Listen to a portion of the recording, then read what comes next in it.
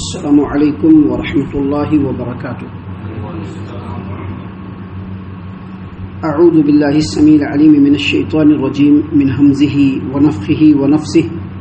بسم اللہ الرحمن الرحیم. وجعلنا بینہم وبین القری التی بارکنا فیہا قرا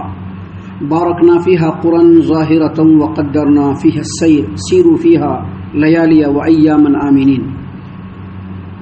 فقالوا ربنا باعد بين أسفارنا وظلموا أنفسهم فجعلناهم أحاديث ومزقناهم كل ممزق إن في ذلك لآيات لكل صبار شكور. محترم سامعین کرام، سورہ سبا سورہ نمبر 34 اور اسی سورہ سے آیت نمبر 18 اور 19، یہ دو آیتیں بھی آپ کے سامنے تلاوت کی گئی. سامعین کرام، اس سے پہلے جو کل آپ کے سامنے آیتیں پیش کی گئی تھی، ان آیتوں میں قوم سبا کا ذکر تھا اور سبا کے بارے میں مکمل باتیں بتلائی گئی تھی. لیکن آپ کو یاد ہوگا کہ ہم نے بتلایا تھا کہ جو قوم سبا ہے، جس کو قوم سبا کہا جاتا ہے، اصل میں سبا کی اولاد ہیں اور 4 خاندان ملک شام میں آ کر کے بس گئے تھے یمن کے اندر. اور ان خاندان کے لوگوں نے ترقی اور تہذیب و تمدن کا ایک لمبا سفر طے کیا، جس میں ان لوگوں نے 2 چیزیں بطور خاص حاصل کیا. پہلی چیز، ان لوگوں نے اپنے علاقے کے ایگریکلچر کے لیے، زراعت کے لیے، کھیتی باڑی کے لیے بہترین سینچائی کا سسٹم بنایا. اور دوسرا، ان لوگوں نے بزنس اور تجارت پر بہت زیادہ دھیان دیا، اس کا ایک کمپلیٹ سسٹم بنایا. کل آپ کو یاد ہوگا جو باتیں آپ کے سامنے بیان کی گئی تھی، ان باتوں میں صرف آبپاشی نظام یعنی سینچائی کے بارے میں بات ہوئی تھی کہ کیسے ان لوگوں نے بڑے بڑے ڈیم بنائے تھے اور ڈیم کے ذریعے سے پورے ملک میں پانی پہنچاتے تھے. لیکن ان کی ناشکری کی وجہ سے وہ پورے کے پورے ڈیم تباہ و برباد ہو گئے.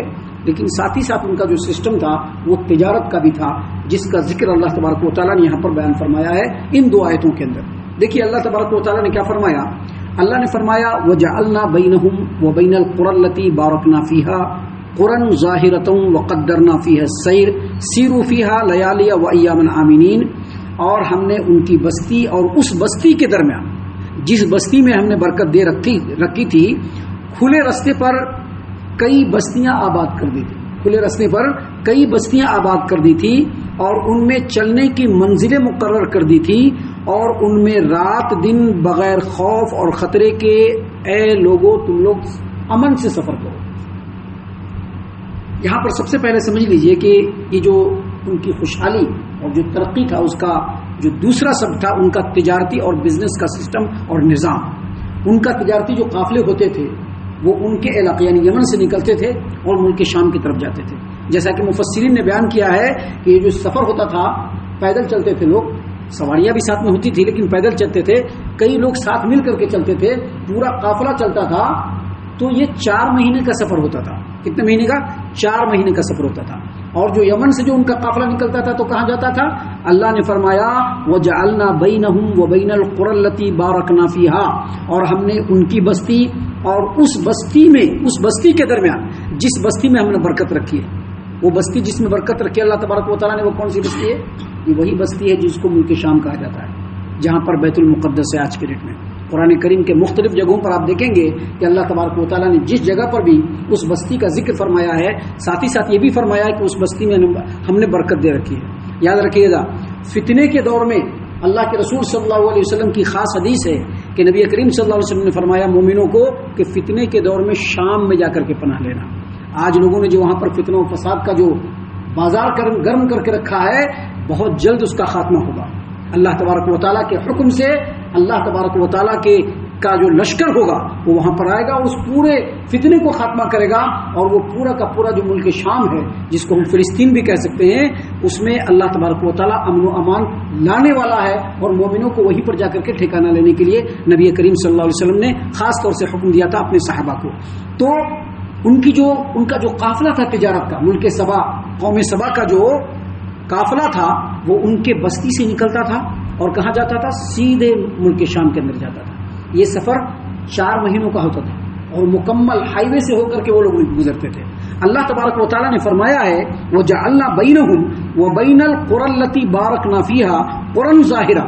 ہم نے ان کی بستی اور اس بستی کے درمیان جس میں ہم نے برکت دے رکھی تھی، کھلے رستے پر بستیاں آباد کر دی تھی. یعنی جب لوگ گزرتے تھے قافلہ لے کر کے تو وہ جو شاہراہ تھا، وہ جو ہائی وے تھا، اس کے ادھر بھی اور ادھر بھی بالکل سٹے سٹے بستیوں کو اللہ تبارک و تعالیٰ نے آباد کر دیا تھا. کیوں؟ کیونکہ جانے آنے والوں کو دقت نہیں ہوئی. آپ نے قرآن کریم میں سورہ قریش کا نام سنا ہوگا. سورہ قریش میں اللہ تبارک و تعالیٰ نے قریش مکہ کے بارے میں کہا کہ ان کے تجارت کا سفر، یہ لوگ بھی وہی سفر کرتے تھے. مکہ سے ملک شام جاتے تھے، وہاں پر اپنا سامان بیچتے تھے، وہاں سے سامان خریدتے تھے، اپنے علاقے میں لا کر کے بیچتے تھے. اس جگہ کے سامان کو وہاں ایکسپورٹ کرتے تھے، وہاں سے سامان کو امپورٹ کرتے تھے.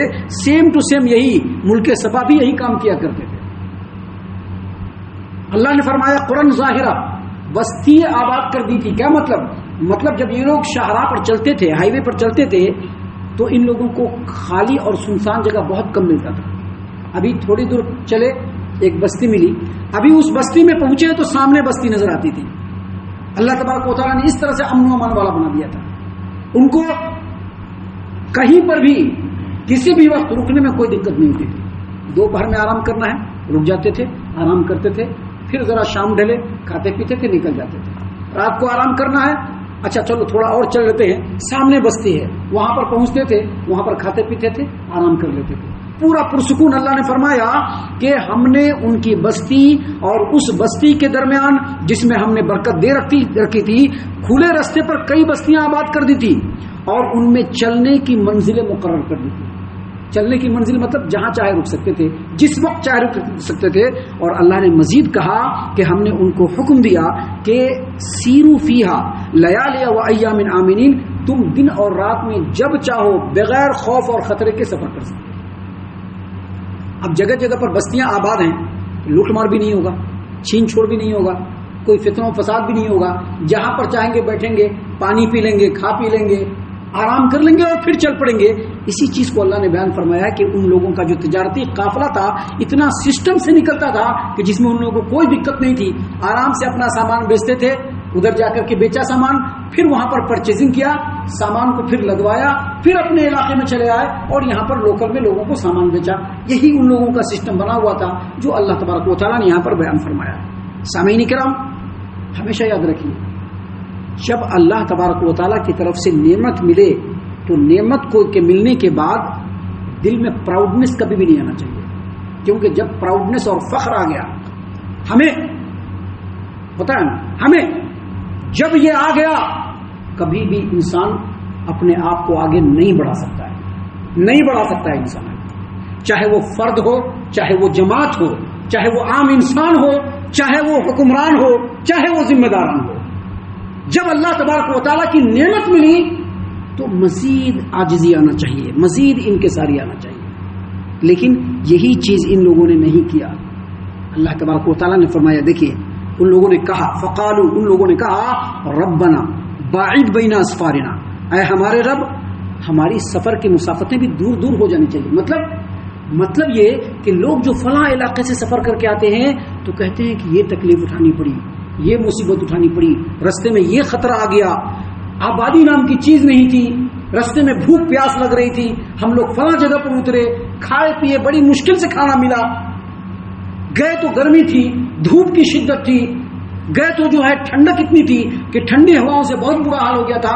جیسے وہ لوگ بیان کرتے ہیں اللہ ہم لوگوں کو بھی ویسے ہی دے دے. دیکھیے کیا ہوتا ہے نا، وناش کالے وپریت بدھی. جب انسان کے وناش کا وقت آتا ہے نا تو دماغ آگے کے بجائے پیچھے بھاگنا شروع کرتا ہے، صحیح کے بجائے غلط فیصلہ لینا شروع کر دیتا ہے. سیم ٹو سیم اس قوم نے وہی کیا. آپ کو معلوم ہوگا، یاد ہوگا کہ اللہ تبارک و تعالیٰ نے بنی اسرائیل کے اوپر کیا نازل کیا تھا؟ من سلوا نازل ہوتا تھا اور یہ حکم ہوا تھا کہ جتنا ضرورت ہے اتنا کھا لو، باقی اللہ تعالیٰ ضائع برباد کر دے گا. اللہ کو کیا کرنا اللہ کر لے گا.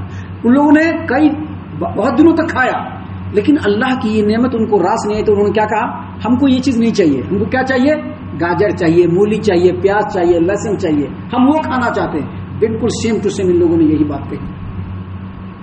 اور جب انسان اس طرح کی بات اپنی زبان سے نکالتا ہے تو رب العالمین ناراض ہو جاتا ہے، اور جب ناراض ہوتا ہے تو سارے معاملے तितर बितर हो जाते हैं। सेम टू सेम इन लोगों का यही हाल हुआ। अल्लाह तबारक व तआला ने फरमाया फ़क़ालू रब्बना बाइद बैना अस्फारिना वज़लमू अनफुसहुम, मगर वो लोग कहने लगे कि ऐ हमारे रब, हमारे सफ़र की जो मुसाफतें हैं वो दूर दूर कर दे। ये कहकर उन्होंने अपने आप पर जुल्म किया। अल्लाह ने उन लोगों की इस दुआ को कबूल फरमा लिया। सबसे पहले अल्लाह ने सैलाब भेज दिया उसके इलाके में। उनके इलाके में क्या किया? सैलाब भेज दिया, जिसकी वजह से हरा भरा पूरा जो इलाका था, जो सरसब्जी शादाबी से भरपूर थी, जहां पर हर तरह के फल, हर तरह के मेवे, हर तरह के फ्रूट पैदा होते थे, जिसकी खुशबू से पूरा इलाका मुअत्तर था और जिस हरियाली को देख करके लोग बाग हो जाते थे, अल्लाह ने ऐसा सैलाब भेजा कि पूरा का पूरा तबाह बर्बाद इधर से हो गया। और जब ये चीज खत्म हुआ तो इन लोगों का तिजारती मामला भी ब्रेक होना शुरू हो गया, जिसकी वजह से वो सड़क के किनारे जो बस्तियां थी वो धीरे धीरे वहां से निकल गई।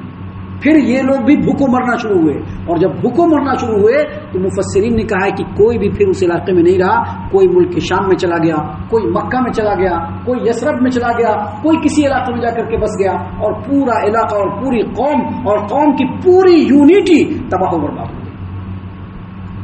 इसी चीज को हमारे रब ने यहाँ पर बयान फरमाया कि फ़क़ालू रब्बना, उन लोगों ने कहा है हमारे रब, बाइद बैना अस्फारिना, हमारी मुसाफतों को दूर दूर कर दे। और ऐसा कह करके वो ज़लमू अनफुसहुम, उन लोगों ने अपने आप पर जुल्म किया।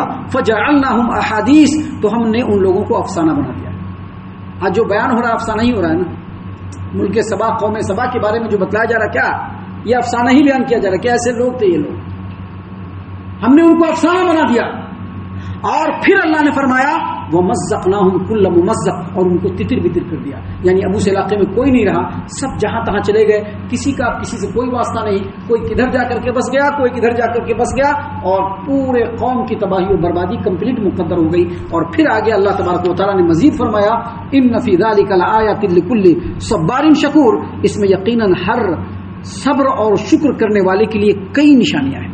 देखिए सब्बार और शकूर, सब्बार और शकूर ये दोनों मुबालगा का सिगा है, और ये दोनों के दोनों सिगे मोमिन की पूरी जिंदगी पर, मोमिन की, दूसरों की नहीं, मोमिन की पूरी जिंदगी पर मुहित है।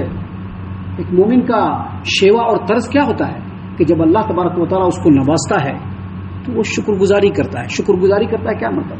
अपने आप को अल्लाह के सामने झुका देता है। अल्लाह तेरे कर्म के बगैर हम कुछ नहीं है, अल्लाह तेरे कर्म के बगैर हम कुछ नहीं है अल्लाह। यही कहते हैं शुक्र। एक मोमिन जब रात की तारीकी में उठ करके तहज्जुद की नमाज पढ़ता है, वो असल में अपने रब का शुक्र अदा करता है। एक मोमिन अगर 5 वक्त की नमाज पाबंदी से आकर के मस्जिद में पढ़ता है, वो अपने रब का शुक्र अदा करता है।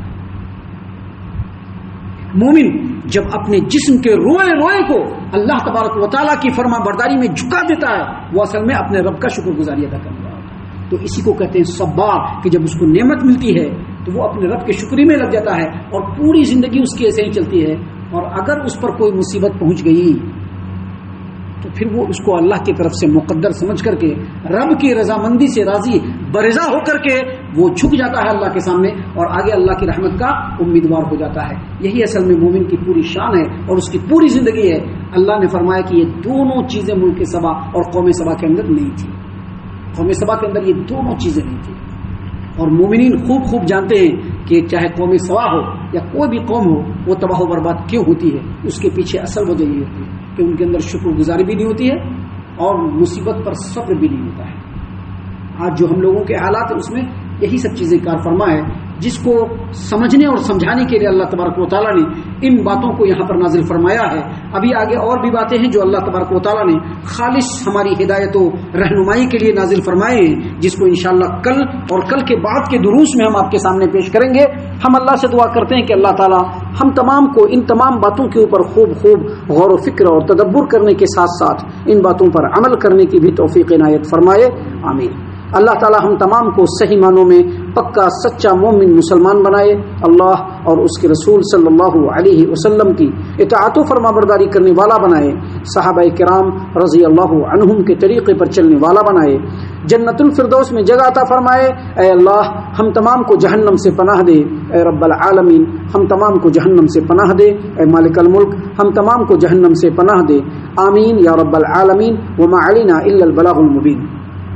تبارك الذي نزل الفرقان على عبده ليكون للعالمين نذيرا